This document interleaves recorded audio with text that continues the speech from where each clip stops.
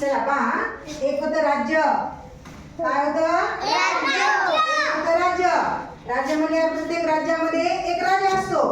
तर या राजाचं नाव होतं ॲन राजा. काय होतं? या राजाच्या राज्यामध्ये 5 भाऊ होते. किती भाऊ होते?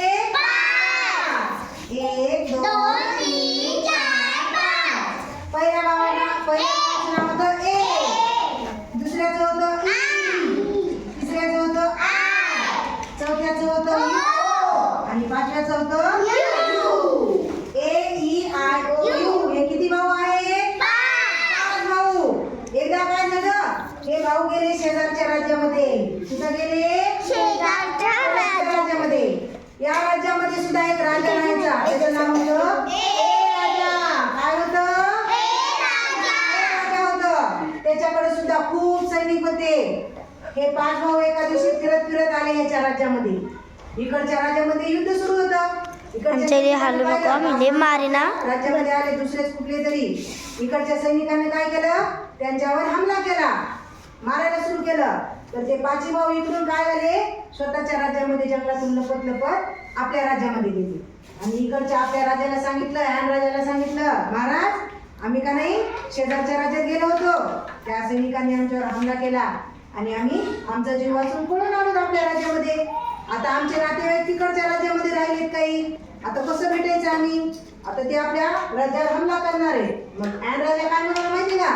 ॲन राजा म्हणाला, तुम्ही घाबरू नका, मी काय करतो, आपल्या राज्याच्या शेजारी अशी एक रेष ओढतो, जादूची रेष. कोणती रेष? जादूची रेष. या रेषेनं काय होणार? या रेषेनं असं होणार, इकडचे जर सैनिक आपल्या इकडे मारायला आले तर ते या रेषेला स्पर्श केला की जागाच मरून जातील. काय होतील? जागाच मरून जातील. मग या राजाने तसं सांगितलं. मग हे भाऊ काय म्हणाले, महाराज तुम्ही म्हणतात ते ठीक आहे, पण आमचे नातेवाईक इकडे, त्यांना इकडे आम्हाला भेटायला येता येईल का? नाही. ते जर या जादूच्या रेषेपाशी आले तर ते काय होतील? मरून जातील. मग आम्ही आमच्या नातेवाईकांना कसं भेटणार बरं? मग ते महाराज काय म्हणले, तुम्ही काय काळजी करू नका, मी काय करतो, या जादूच्या रेषेमध्ये दुसरी एक जादू टाकतो. कशी बरं? तुमच्या नावाने सुरू होणारे तुमचे जे नातेवाईक आहेत ना इकडं, ते जेव्हा रेषेजवळ येतील तेव्हा ते मरणार नाही, तर ते आपल्या राज्यामध्ये येतील. पण तुमच्या नावाने सुरू होणारे जे नातेवाईक नाहीत तुमचे, ते काय होतील, रेषेजवळ आले की मरून जातील.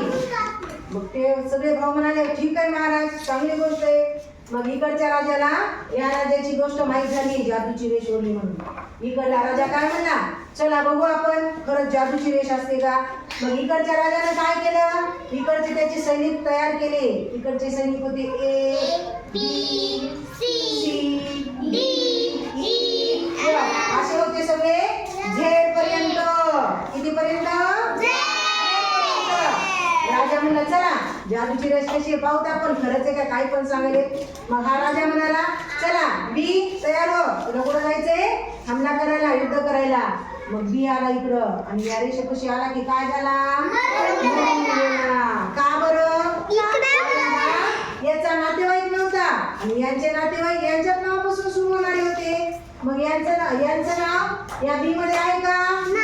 बी यांच्या नावामध्ये आहे का? नाही. मग बी गेला, रेषेला स्पर्श केला की जागेवरच मरून गेला. पुन्हा सी आला, सीचं सुद्धा काय झालं? कारण हा यांचा नातेवाईक नव्हता. मग पुढं डी आला, डी सुद्धा काय झाला? मग महाराज काय म्हणाले, ए राजा म्हणाला, एला म्हणाला, चल आता तू जा बरं बघूत आता. मग हा एक सैनिक आला आणि तो सरळ राज्यात गेला. का गेला बरं? कारण याच्या नावाची सुरुवातच इकडून झालेली आहे, म्हणून यांच्या नातेवाईकापासून सुरू झालेलं नाव आहे, म्हणून हा त्यांचा काय आहे? नातेवाईक. मग परत इकडे घेतलं, आय आलं, ओ आलं, यू आलं. मग हे बाकीचे सगळे आले आणि सरळ इकडे गेले, त्यांना काहीच झालं नाही. का? कारण यांच्या नावापासून सुरू होणारे यांचे नातेवाईक आहे, म्हणून त्यांना काय झालंय. पण बाकीचे जे आहे ते काय झाले? मरून गेले. मग इकडून इकडे आलेले जे सैनिक आहे ते इकडे आल्यावर या राजाने त्यांना सांगितलं, तुमच्या नावापासून सुरू होणाऱ्या नावाचे माणसं त्यांचे अधिकार होणार. कोणाचं नाव लागणार? ॲन राजाचं नाव लागणार. ते तिकडून इकडे आलेले त्यांच्या नावापासून नाव सुरू झाले बघा हे ना.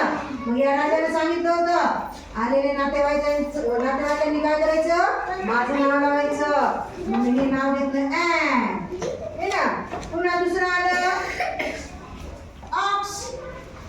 ऑक्स सुद्धा नातेवाईक यांचा म्हणून याच्या अगोदर सुद्धा आलं हे ना. पुढं ऍपल. हा सुद्धा नातेवाईक यांचा म्हणून सुद्धा यांच्या नावाआधी ॲन आलं. पण जे राहिलेले आहे जे इथे येऊन गेले त्यांच्या राजाने सांगितलं तुम्ही जिवंत जरी राहिले म्हणून जरी गेले तरी तुमच्या नावाच्या आधी काय असणार माझं नाव असणार. मग आता बी पासून